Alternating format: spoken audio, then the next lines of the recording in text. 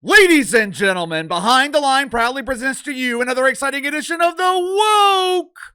Turning on the Woke. This episode is brought to you by 5-Star Frank's Food Bank. Are you concerned about your SNAP benefits expiring? Is the evil orange tyrant threatening your sanity by forcing you to get a job? Do not fear, no job is needed. You can continue giving your wanker that all-day spank by consuming free food at Frank's Food Bank. 5-Star Frank's Food Bank has all the nutrition you need. Supersized cucumbers, freshly grilled wieners.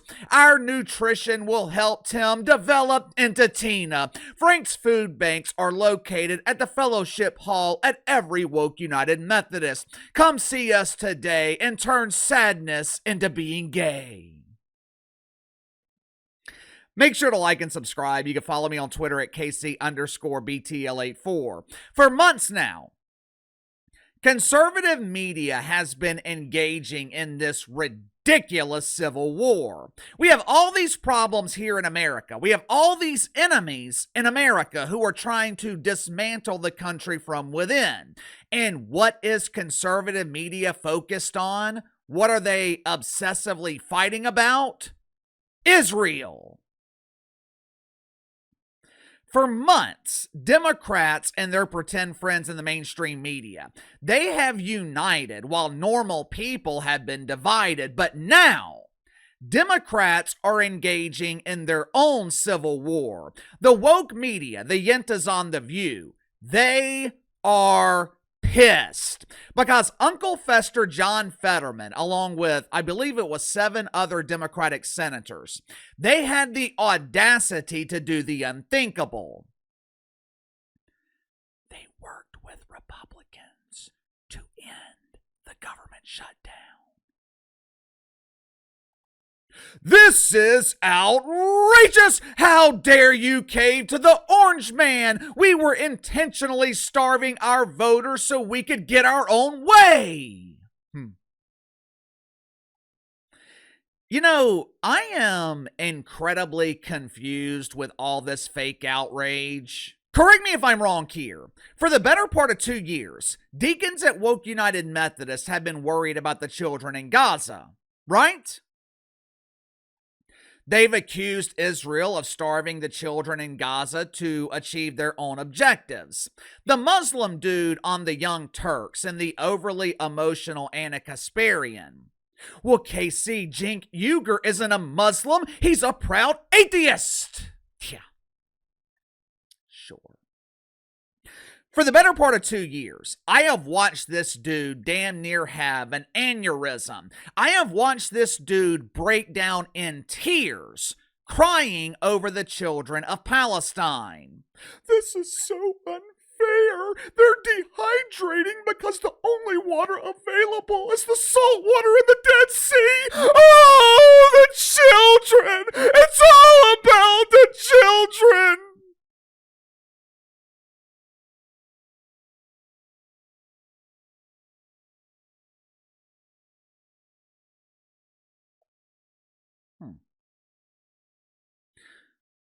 Democrats are always telling us that they're fighting for the children. But when it comes to American children, they are willing to sacrifice their appetites. No more fruit roll-ups, no more Mickey Mouse ice cream bars, no more freshly grilled wiener for daddy and daddy.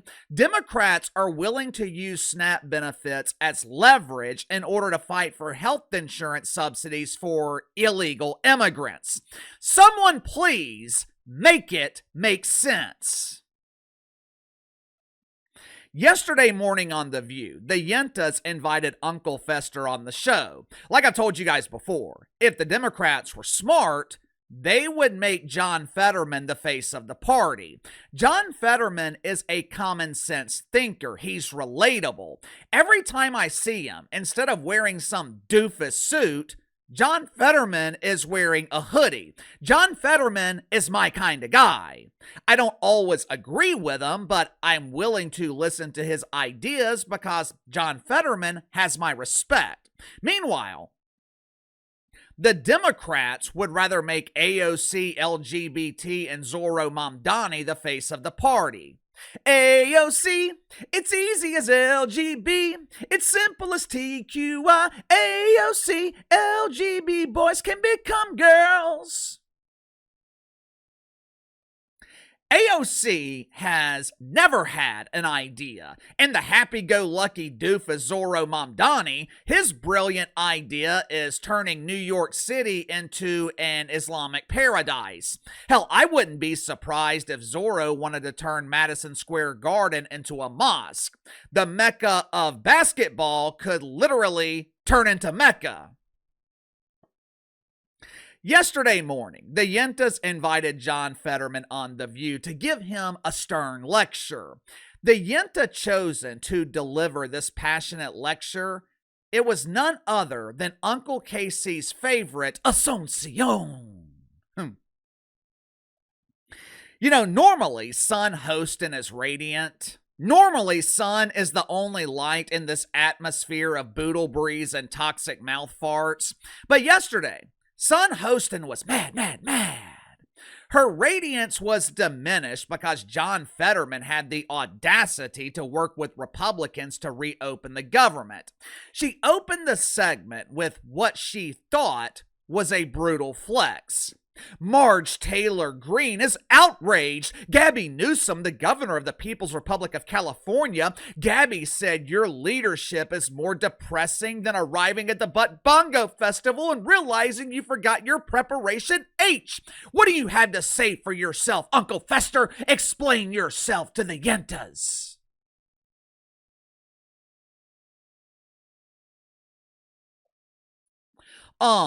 First of all, John Fetterman does not owe Sunny Hostin an explanation. But even with that being the case, Johnny was willing to answer this condescending question. There was just one problem, one tiny problem. As soon as John Fetterman started speaking the truth, the whoopee cushion started exhibiting uncontrollable symptoms of stage 4 OMB. Oh, it's very bad! The whoopee cushion began furiously cranking her leg to combat the truth with her powerful boodle breeze. This toxic fart was so powerful, it caused the entire segment to shut down. For once, the Yentas achieved the American dream and got off my TV. Watch for yourself.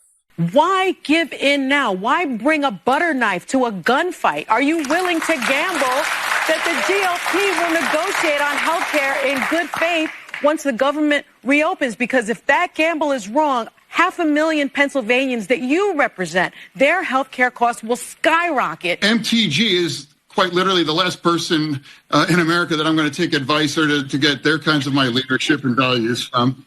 And now if Democrats are celebrating crazy pants like that, then that's on them. I don't need a lecture from whether it's Bernie or the governor in California, because they are representing very deep blue kinds of populations.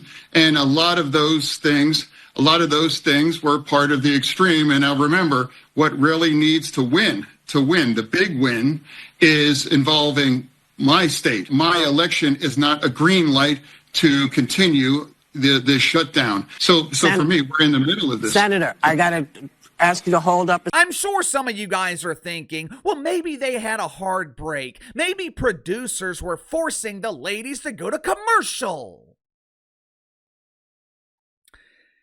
Yeah. That could be true, but the problem is I don't trust the whoopee cushion. Matter of fact, I looked down the list of people I trust. There was not a single Yenta on the list. But for the sake of argument, let's assume for a second that this was a scheduled commercial break. Let's assume for a second that the whoopee cushion was not preventing the lonely women in this audience from being exposed to the truth, and producers at ABC were forcing the show into a commercial break. If you knew this break was scheduled, why would you wait until the last minute to ask John Fetterman this question? This clip was just over 2 minutes. I know you didn't invite John Fetterman on The View for a 2-minute segment. So why would you wait until right before the commercial break to ask this question? Wouldn't this be the question that you led with? I ain't buying it. I'm not buying the excuse that this was a hard commercial break. I think they didn't expect the answer. They didn't want the lonely women in the audience to be exposed to the truth, and they intentionally shut the segment down. Unfortunately for Ana Navarro, the Yentas just don't have that kind of control when they appear on CNN. Monday night, Ana Navarro stepped into the house of the American hero, Scott Jennings. I am a real American. Anne was doing what she does best, whining and complaining while blaming everything on the Trumper. She was complaining about health insurance premiums and explaining why we need to embrace Obamacare, also known as the Affordable Care Act. Keyword, affordable. Keep that word in mind as you watch for yourself. People are not going to be able to afford their insurance. I don't think even with subsidies, they're going to be able to afford the premiums that are hiking up 100, 200, 300%. Wasn't Obamacare supposed to fix that? When people, no, well, not without the universal. I mean, there's Affordable Care Act. Yeah, Affordable was the listen, first word. Since 2000, which many believe was the final great year in this country,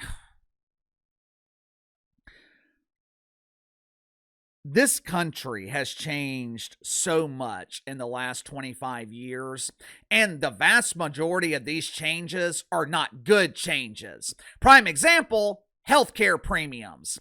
Since 2000, healthcare costs have increased 121%. When did we see the vast majority of the increase? In the last 15 years. What was passed in 2010 that promised to reduce healthcare costs? What was described by Johnny B. Biden at the time as a big fucking deal? The Affordable Care Act, Obamacare, which ensured that healthcare was unaffordable for the vast majority of the country. Look, I am no expert in healthcare, and I'm damn sure no expert in legislation, but to this simpleton, there seems to be an easy solution to the disease known as the health insurance industry. For starters, allow healthcare providers to cross state lines. Instead of having 2, maybe 3 providers in each state, you would potentially have dozens of providers. But to me, the main way to decrease the cost of health insurance, make everyone have to pay for it. Make everyone responsible for finding their own health insurance. No more benefits from companies or employers. No more subsidies from the government. Everyone should be responsible for finding and paying for their own insurance. Why? When most people realize how expensive health insurance really is, when you're not receiving subsidies from your employer or the government, you know what most people are going to do? They're not going to pay for health insurance. You know what health insurance companies will do in response to that? Eventually, they will lower premiums. You see, it's impossible for health insurance companies to remain in business when they don't have any paying customers. Health insurance is no different than student loans. It's a scam, and it's a scam that has been operating with impunity in this country for decades. Yet, for some reason, no one in government wants to solve the problem. I wonder why. Sound off in the comments below. I'll see you guys later.